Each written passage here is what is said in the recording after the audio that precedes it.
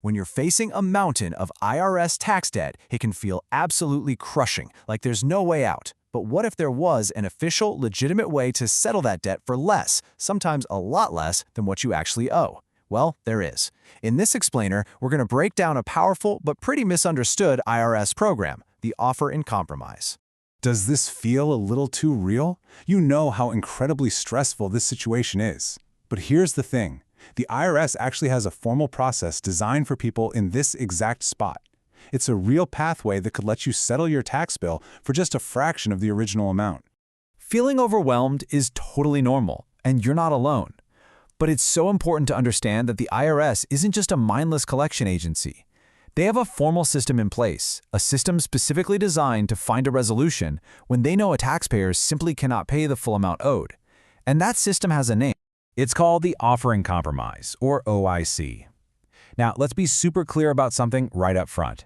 This is not about calling up the IRS and haggling over your bill. Nope. It's a formal, evidence-based application process. You should think of it less like a negotiation and more like you're presenting a financial case where you have to prove everything with hard facts and numbers. So why on earth would the IRS ever agree to take less money? I mean, it sounds kind of crazy, right? Well, it all boils down to two main arguments you can make, and they're completely different from each other. These are the two main paths. The first one, and this is by far the most common, is called doubt as to collectability. This is purely a financial argument. You're basically saying, look, I just don't have the money or the assets to pay you back in full. The second path is doubt as to liability. This is totally different. It's a legal argument. Here you're saying, hey, you guys made a mistake. I don't actually owe this tax in the first place.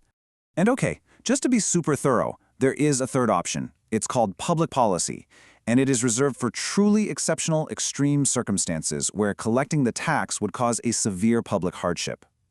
It is so incredibly rare that for our purposes here, we're really going to focus on the two main paths most people actually take.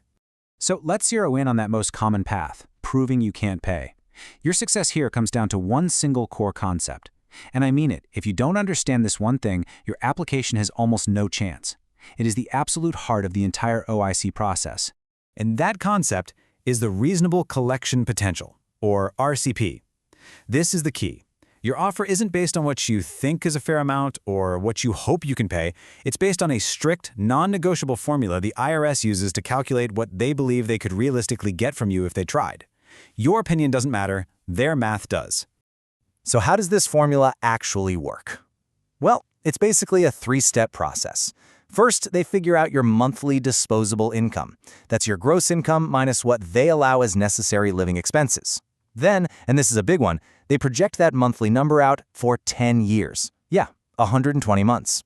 Finally, they tack on the quick sale value of your assets, things like home equity, cars, investments. That final number is your RCP. And this is where you can really see the power of the RCP.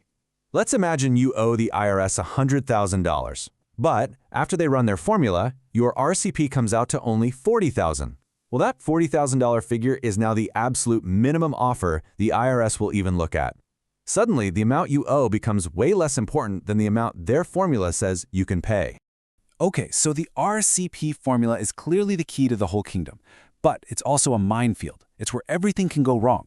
Understanding the formula means you also have to understand the really common mistakes that get these applications thrown out before they even get a serious look.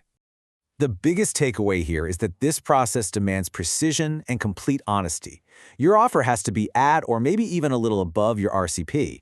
You absolutely cannot hide any assets or income. Your financial paperwork, especially the Form 433A, has to be perfect. And you have to be totally up to date on all your current tax filings and payments. A single mistake, one omission, and the whole thing can get tossed right in the trash. We've looked at the incredible potential here, and we've also looked at the serious pitfalls. And this all brings us to the single most important mindset shift you need to make if you're even thinking about an offer in compromise. It's this, right here. The big scary number on your tax bill, what you owe, it almost becomes secondary.